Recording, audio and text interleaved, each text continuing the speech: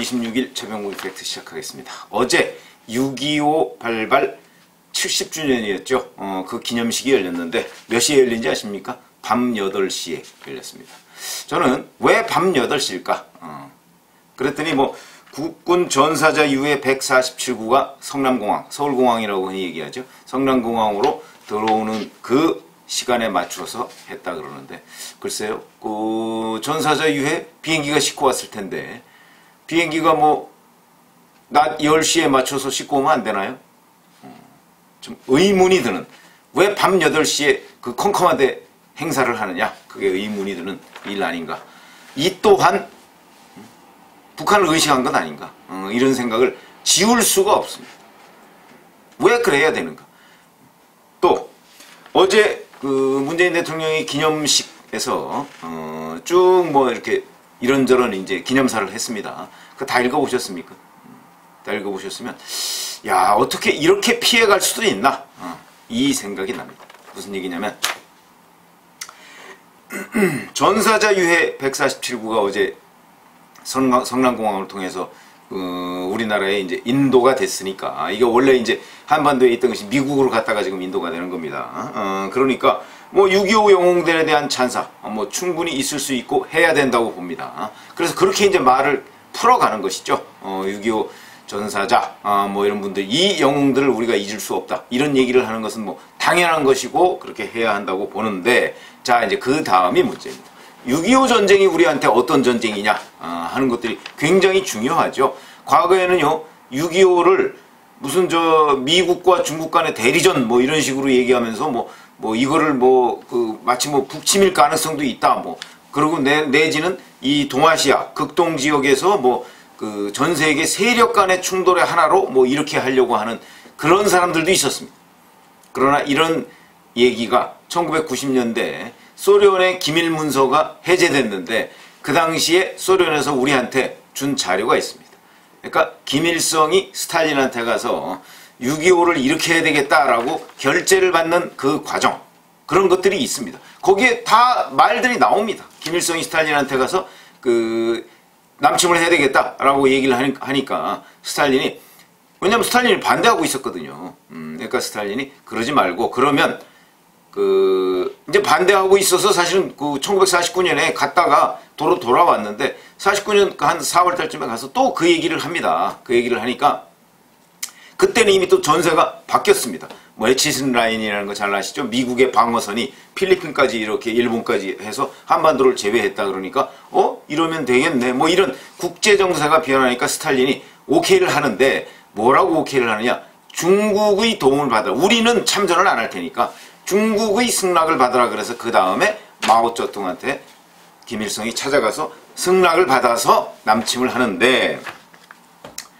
그러니까 6.25는 남침이다. 지금 6.25가 남침이라고 아는 전후 세대들, 이제는 뭐 절반이 안 된다는 여론조사들이 있었습니다. 심지어는 남침, 그러니까 저 중학생들은요, 한번 여론조사하니까 6.25가 남침이라고 생각하는 사람이 별로 없고, 북침이라 이렇게 생각, 그냥 한자를 모르니까 북한이 침략한 전쟁이다 이렇게 생각해서 절반이 넘는 중학생들이 6.25는 북침이다 이렇게 얘기한다는 거 아닙니까? 6.25에 관한 진실, 이것도 제대로 가르쳐야 할 것이다. 근데 어제 6.25 남침에 관한, 남침이라는 단어가 단 한 글자도 없다는 거 한번 쭉 찾아보시면 기억나실 겁니다. 이렇게 얘기합니다. 6.25 전쟁은 오늘의 우리를 만든 전쟁이다. 글쎄요, 뭐 이런 논리도 참 잘 모르겠습니다. 전쟁을 치러서 우리가 잘 살게 됐다는 얘기인지 뭔지, 전쟁이 가져온 비극도, 전쟁을 이겨낸 의지도, 전쟁을 딛고 이룩한 경제성장의 자부심과 전쟁이 남긴 이념적 상처, 모두 우리의 실천과 바람 속에 고스란히 살아있다, 뭐 이런 식으로 얘기를 했는데, 그러니까 6.25가 남침이다, 6.25가 북한의 침략에 의해서 이루어진 전쟁이라는 부분을 왜 말을 못하는 것이죠? 왜 이렇게 이리 돌리고 저리 돌리고 해서 한 서너 바퀴 돌려서 6.25를 정의하는지. 6.25는 남침이었다, 그리고 우리가 그걸 극복하는 과정에서 많은 희생이 있었다, 이 얘기는 역사적 팩트 아닙니까? 어느 곳에도 6.25가 남침이다, 우리가 침략을 받았다, 이런 얘기는 없고요. 다만 침자 들어가는 거는 우리가 다시는 침탈당하지 않아야 한다 이렇게 얘기했습니다. 침탈당하지 않아야 한다. 그게 뭐 무슨 얘기? 침탈 뭐 요즘 남침인지 북침인지도 구분 못하는 중학생들이 침탈이라는 의미를 알겠습니까? 그리고 그 다음에 이제 곧바로 이 논리가 우리는 아직도 전쟁이 끝나지 않았기 때문이다 그러면서 종전선언 논리로 이어집니다. 글쎄 뭐 종전선언도 해야 되겠죠. 종전선언이 뭐죠? 종전선언은 종전선언과 평화협정은 동전의 양면입니다. 무슨 얘기냐면 종전선언과 평화협정, 대개 평화협정을 맺어가면서 종전선언을 하게 되는데 자 그럼 평화협정 맺으면 평화가 이루어지느냐? 잘 아시죠? 역사적으로. 평화협정 맺어지고 나서 전쟁을 일으킨 나라들 많습니다. 아주. 더 많습니다. 더 많아. 대표적인 게 독일과 러시아 아닙니까? 독일과 러시아가 평화협정 맺고 나서 독일이 러시아를 침공합니다. 러시아가 안심하고 있다가 당하죠. 영국과 독일은 안 그렇습니까? 그러니까 평화협정이라는 것은요. 종전선언이 별도로 있지 않고요. 평화협정을 체결하면서 종전선언이 전에 있었던 이 전쟁은 종전하고 우리가 새롭게 평화협정을 맺는다 이런 건데 근데 자꾸 종전선언만 강조하면 종전선언 한다고 종전이 되나요? 실질적으로 전쟁을 할 의지가 없을 때 그 의지가 확인됐을 때 종전이 되는 것이고 평화가 오는 것이고 그 다음에 군비 확장 잘 아시죠? 스위스가 영세 중립국입니다. 스위스 국민들 스위스에 군인이 있습니다. 스스로를 지켜야 하기 때문에 그런 사실을 알아야 하는 것이고요. 그 다음에 남북 간에 지금 평화를 깨는 가장 큰 이유가 뭡니까? 핵 문제입니다. 북한 핵 문제. 근데 민주당의 김두관 의원이 이렇게 얘기했더군요. 자, 북한 핵 문제를 복귀해보자 그랬습니다. 1994년 북미 간의 제네바 기본합의서를 체결했고 그리고 경수로를 추진했다. 그런데 부시 전 대통령이 부시 당시 미국 대통령이 이 경수로를 위한 중요 공급을 중단하는 바람에 이를 빌미로 북한이 4차 핵실험을 강행하면서 오늘에 이르렀다 이렇게 얘기했습니다. 사실 왜곡이고 무지의 소치다. 왜 그러냐면 당시에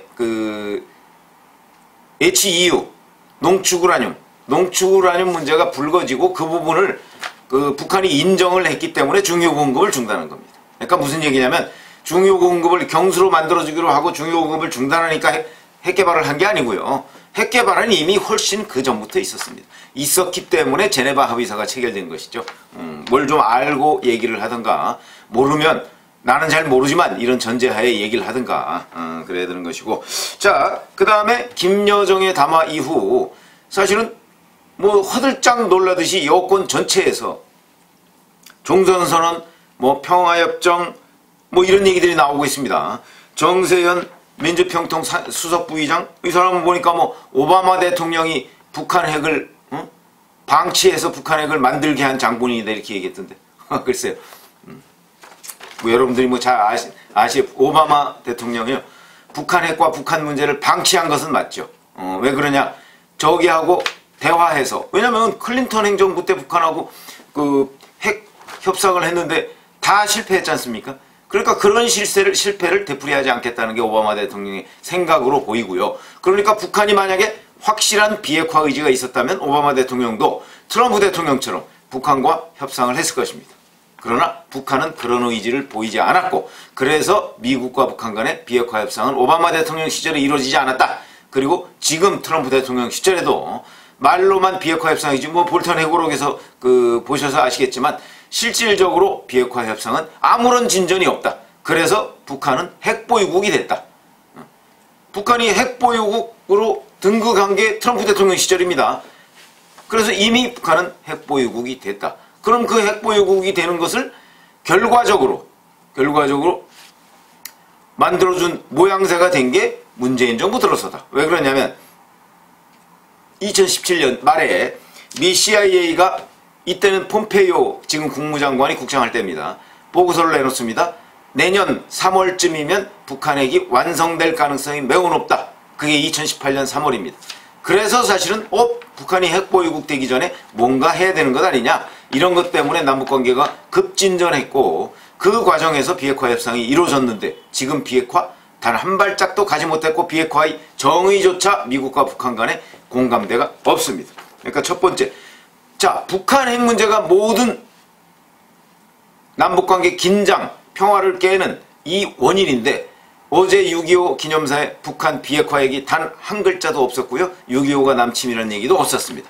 이렇게 되면 자, 한반도에 그러면서 종전선언을 얘기하면 한반도에 진정한 평화를 가지고 올, 그리고 가지고 와야 할 그 핵심적인 요소를 빼고 도대체 정말 한반도의 평화를 가져오기 위한 주제, 핵심 키워드 이걸 빼고서 평화를 논의할 수가 있느냐. 이거는 공허한 논의다 하는 얘기를 하지 않을 수가 없고요. 그 다음에 남북 간에 지금 비핵화 문제를 논의하지 않으면 자, 그러면 이제 결국 나중에 우리가 핵을 머리에 이고 산다 뭐 이런 얘기 많이 들어보셨죠? 그렇게 될 경우에 이것은 앞으로 남북 간에 이걸 비대칭 무기라고 하지 않습니까? 북한은 가지고 있는데 남한은 가지고 있지 않은 거. 비대칭 무기라고 합니다. 이 비대칭 무기를 하나만 가지고 있어도요. 이걸 가지고 남한을 위협할 수가 있습니다. 잘 아시다시피 김여정 담화도 그렇고요. 지금 김정은이 뭐 군사행동 계획을 보류하라고 했다는데 그게 뭐 남한의 과정을 남한에서 어떻게 대응하는지를 지켜보기 위해서 그런 것인지 제가 말씀드렸듯이 또 다른 도발을 준비하는 과정인지 그거 아무도 모릅니다 지금. 그런데 일단 뭐 북한의 심기를 달래려는 문재인 정부의 그 어떤 노력은 제가 알겠는데 그걸 북한에서 어떻게 평가하느냐, 그리고 어찌 보면 북한에서 그거를 평가를 하느냐 안 하느냐는 문제와는 아무 관련이 없습니다. 왜 그러냐면 이 국면을 넘어가면 북한은 또 다른 청구서를 들고 나올 것이다. 그렇게 된다면 그걸 또 들어준다? 그럼 또 그 다음 청구서가 있을 것이다. N차 청구서가 계속 나올 것이고요. 궁극적으로는 주한미군의 철수입니다. 철수. 그리고 북한은 아직도 노동당 규약이나 이런 데에서 적화 통일이라는 것을 삭제하지 않고 있습니다. 그게 최종 목표입니다. 그렇기 때문에 우리가 하나 둘 들어주다 보면 결국은 궁극적으로 거기까지 가는데 그럼 거기까지 들어줄 수 있는 것이냐 하는 문제가 있고, 우리가 중간에 어느 한 단계라도 안 들어준다고 한다면 결국은 핵을 가지고 위협할 것이다. 그러면 핵은 비대칭 무기 때문에 우리가 어떤 식으로 대응할 것이냐 하는 결국 진실의 문 앞에 서게 될 것이다 하는 얘기죠. 그래서 평화, 종전 이런 얘기를 하기 전에 북한의 비핵화 문제가 그렇게 중요한 것이고, 그래서 미국과 북한도 비핵화 문제 협상을 시작했는데 자, 지금 여권 주변의 사람들로부터 북한의 비핵화 얘기는 싹 사라졌습니다. 정말 비핵화는 안 해도 되는 걸까요? 제가 6.25 70주년을 맞이해가면서 왜 6.25가 남침이라는 사실을 우리 전후 세대들, 뭐 저도 전후 세대지만 전후 세대들한테 제대로 기억시키지 못하느냐, 그게 북한에 대한 증오심을 부추기는 것이냐? 전 그렇지 않다고 봅니다. 그게 왜 북한에 대한 증오심을 부추기는 겁니까? 그렇게 따지면 6.25의 최대 피해자가 우린데 문재인 대통령 피해자 중심주의 맨날 얘기하면서 일본에 대해서 6.25보다 훨씬 전에 저지른 일제의 만행에 대해서도 지금까지도 지적하고 있습니다. 그런데 왜 북한에 대해서는 그 남침이라는 사실과 남침 당시에 우리가 입었던 피해 이런 부분에 관해서 우리 국민한테 가르치려고도 하지 않느냐? 왜 역사적 진실을 외면하려고 하느냐? 이런 문제에 직면하게 된다. 같은 민족이기 때문에 침략한 겁니까? 그렇지 않습니다. 그렇기 때문에 우리가 일제의 만행을 기억하고 그 다음에 그 만행에 대해서 우리가 제대로, 지금 뭐 위안부 문제, 일본군의 위안부 문제도 마찬가지입니다. 제대로 사죄를 받고 뭐 이렇게 해야 된다는 거, 저도 뭐 동의하죠. 동의하고, 다만 미래지향적으로 가야 되겠다. 그런데 왜 북한에 대해서는 그럼 과거 6.25 남침에 대해서 우리 국민한테 가르치려 하지도 않고 그 부분에 대한 사과 받으려고 하지도 않고, 그 다음에 그럼 남북관계 미래지향적으로 가자? 미래지향적으로 가는 거 저도 동의합니다. 그러면 남북관계와 한일관계와 한미관계와 이런 것들이 과거에 대해서 잊지는 말되, 그러나 그 과거를 빌미로 해서 과거가 미래를 발목 잡지 않도록 해야 된다. 동의합니다. 그러나 일본, 미국과 우리와의 과거 관계, 이거와 마찬가지로 북한과의 과거 관계도 깨끗하게 청산할 수 있는 노력, 이런 것들이 필요하고, 그리고 남북관계도 미래지향적으로 가기 위해서는 문재인 대통령이 얘기했더군요. 평화로운 이웃으로 가기 위해서는 종전선언이나 평화협정 같은 거 이런 형식적인 문서 가지고 되지 않고요. 왜 그러냐면 1991년에 발효된 남북기본합의서가 사실상의 남북 간의 평화협정입니다. 그거 어떻게 됐습니까? 휴지 조각 됐죠? 그런 것처럼 그런 데에 집착하지 말고 실질적인 이웃관계를 만들려면 북한 핵이 제거돼야 된다. 그러니까 지금이라도 6.25나 남북한 관계의 과거에 대해서 현실을 직시하고 이 문제에 관해서 어떻게 해결할 것인가, 이거의 첫 발은 비핵화다. 그런데 요즘 비핵화 얘기는 없고 뭐 김태년 원내대표도 그렇고 뭐 종전선언 얘기만 있습니다. 이것은 진단을 잘못한 것이다. 진단을 잘못하면 처방도 잘못 나온다 하는 것을 숙지해야 되겠다, 이런 말씀을 드렸습니다. 감사합니다.